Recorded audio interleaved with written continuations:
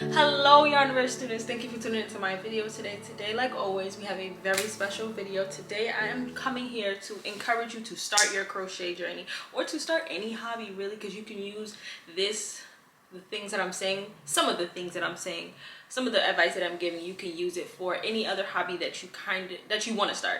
So today we are going to be talking about what you should be doing in order to start crocheting. So my very first advice would be to, when you're first starting, don't compare your work to anybody, because you don't really know how many years somebody that you're comparing yourself has perfected their craft. And when it comes to crochet, there are so many different so many different paths to go down your doing crochet. So don't give up if you start with hats, because your kind of crochet may be tapestry, your kind of crochet may be baby clothes, baby blankets, because there's so many different ways you can get into crochet by doing plushies, baby blankets.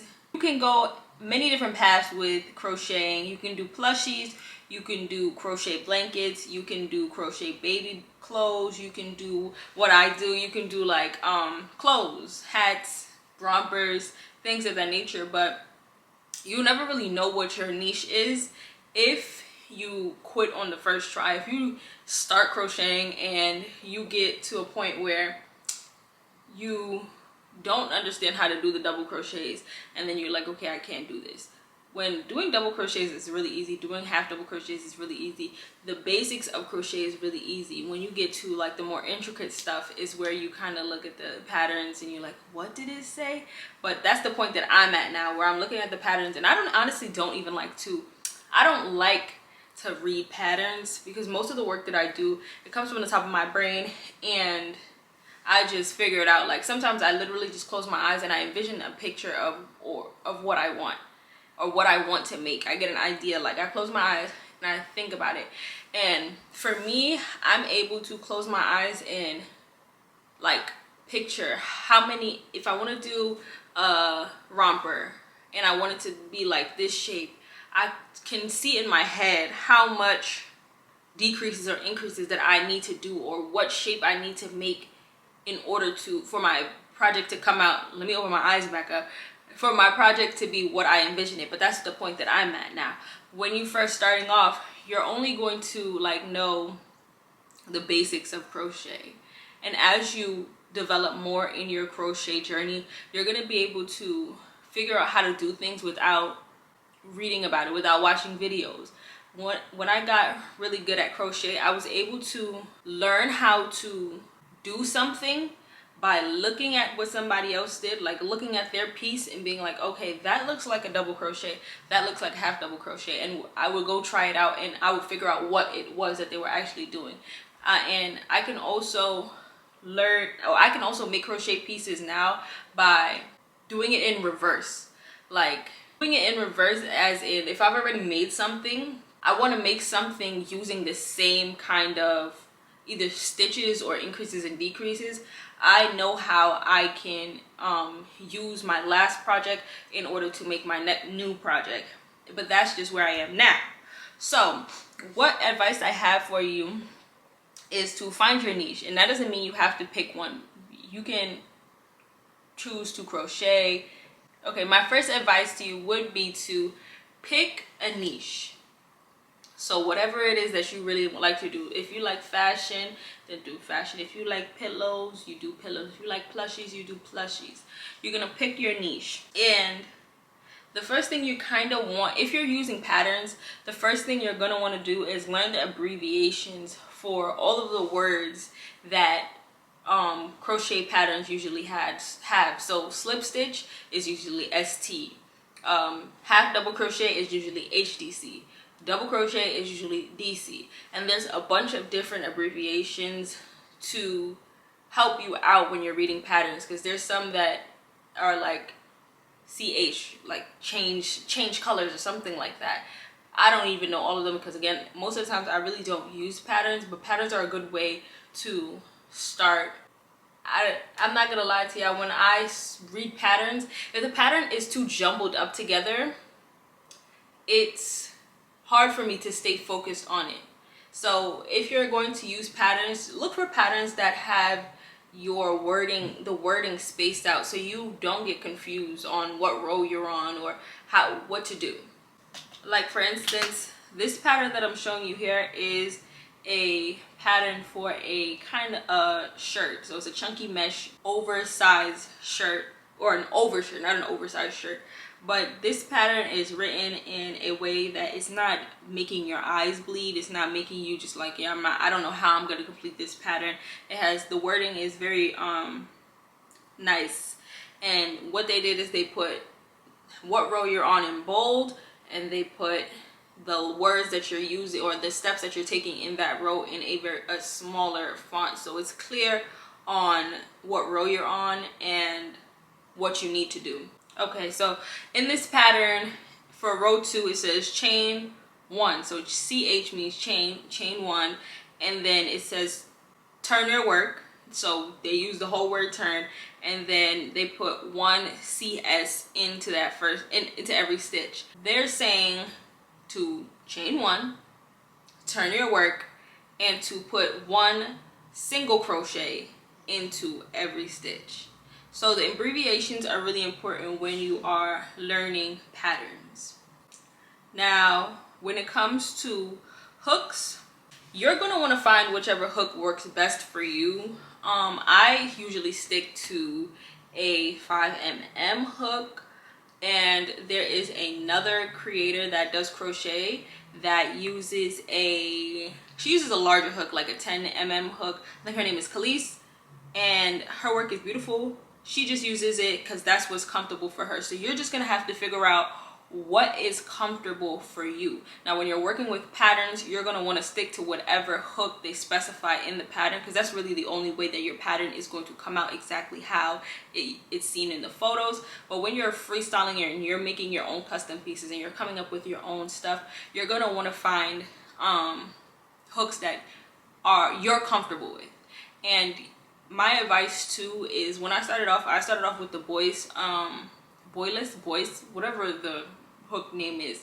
I started off without the grip, and I've evolved to using the grip, and I love the grip so much more than the regular hooks. Like when I only have one hook that has one 5mm hook that has the grip on it, and when I lose that hook, because you know how easy it is to lose a hook, I dread using the other ones. I don't know, it just is more comfortable. You get a better grip because it is a grip. So another thing I'd advise you to do is when you have your specific hook that you like to use, buy a couple of them. And hooks aren't always expensive. I think Hobby Lobby probably has the cheapest ones. Michael's and Joann's, theirs is like $3. Sometimes I'm like, dang, $3 for a hook that I know I'm gonna lose every 10 seconds, but it is what it is. How are you gonna crochet without the hook? So just get a few of the hooks, of the same kind of hooks, and size up and size down. So you could get one that's bigger and one that's smaller, just so that you have a different variation of hooks in your collection. And I also like to have a smaller hook than my 5mm hook, because if you don't have a darning needle or a weaving needle, you can always use your smaller crochet hook in order to weave in those ends between the other rows, in between your rows. Another thing you need to do in order to not deter you or to have you quit when you're just at the beginning is, like, I know everybody wants to make the big ruffle hats and the big plushies, but start small. Literally on your first project, just try to make a square. Just see how well you do, and you know, to see how well your tension is, because you need to learn how to keep good tension. So for some people, everybody has a different way of crocheting, and then everybody has a different way of holding their yarn. So for me, my yarn is usually under my pinky and under my index finger. It's usually over my pinky and over my index finger. So that's how my yarn usually is, and I usually just crochet with my right hand. And to me, this doesn't leave an imprint on my finger. So for some people, their yarn is usually up here, and their tension is pretty taut, so they have an indent in their finger. Now if you don't want that, you just use my method. It's just under, no, it's over, under, under, over, and that's how I use the yarn. That's how I keep my tension. So you're just gonna want to start small. Start small with different variations of yarn. So try the thick yarn and see how well you do with the thick yarn. Try the coarser yarn and your regular red heart yarn and see how well you can keep your tension, and see how well you can keep up with doing your double crochets and your single crochets before you start big projects like plushies and rompers and dresses and things of that nature. When it comes to stitches, there are a lot of stitches that you can learn. There are a lot of stitches that you can learn when it comes to crochet. There's a bunch of different tutorials on YouTube on different crochet stitches that aren't your basic everyday stitches that you may want to try, but you are going to want to stick to learning your basics. Learn your basics. Don't just skip to your treble stitches and your Tunisian stitches. Stick to your slip stitches, your single crochets, your double crochets, your half double crochets, and then gradually graduate up until you reach the point of making those very intricate stitches. It's beautiful, yes, but not being able to do those will deter you and make you feel like, oh my gosh, I can't do it, oh my gosh. But you really can do it. You just have to start off with the basics, because the basics will help you understand how to do those intricate stitches like Tunisian stitches. There is this, okay, so for crocheters, yarn can become expensive, but when you're starting off, there are a lot of brands that are very good, honestly. Just your basic good, just great yarn. I think when I love yarn, I love this yarn. I'm not sure the brand name, but it's just basic and it is a really good yarn. I think you can get it at Hobby Lobby for like $2.99. If you go to Joann's, just know you get like 2 bowls of yarn for $20. But when you are starting, just try out yarns that are cheaper, if I'm being honest. I started out with, well, I started when I was younger, but I just picked it back up recently, probably like 3 years ago, and I was getting my yarn at Walmart, and it's like the $2.99 brand. That's the same kind of yarn as Red Heart. They probably have the same vendor, but that's what I started out with. So don't be ashamed like, oh, everybody else is using $10, $20 yarn. Girl, it hurts our hearts to pay for $20, $10 yarn. I have some wool yarn that I hand dyed myself, and I don't want to have to charge what I charge for that yarn, because it's so expensive for me to get it, then hand dye it, then give it back to my customer. But it's like, I mean, it's nice, it's cool, it's like, what you want me to do? I don't know what to do. But just get stuff that you're comfortable with. Don't feel the pressure to make what everybody else is making. Don't feel the pressure to listen to what everybody else is saying. To have your own, like, have your own ideas and have your own viewpoints on crochet, because some people truly don't like when other people take their work. And what I mean by that is they will sell a pattern to somebody, and if that person creates the stuff and their work blows up, they don't like when the person that blows off of their pattern is able to sell their work. And like I said before, don't compare your work as a beginner, or your work at all. If you're a beginner, if you've been crocheting, if you know what you're doing, if you a 5-star, 10-star crocheter, if you making millions of dollars crocheting, if you making $5 crocheting, no matter what point you are in your crochet journey, do not compare yourself to other crocheters. Don't compare your work to other crocheters, because it is going to knock down your confidence a whole bunch.